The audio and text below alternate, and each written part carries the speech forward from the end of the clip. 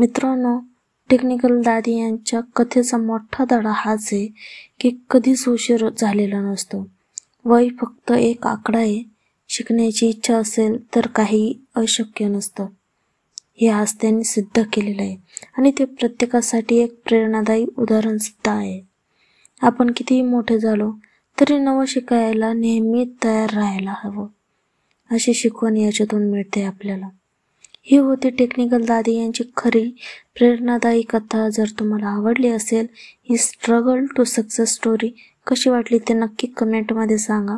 तसंच तुमच्या घरातल्या आजी आजोबांना जर नवं काहीतरी शिकायचं असेल किंवा त्यांनी ठरवलं असेल तर नक्की त्यांना प्रोत्साहन द्या.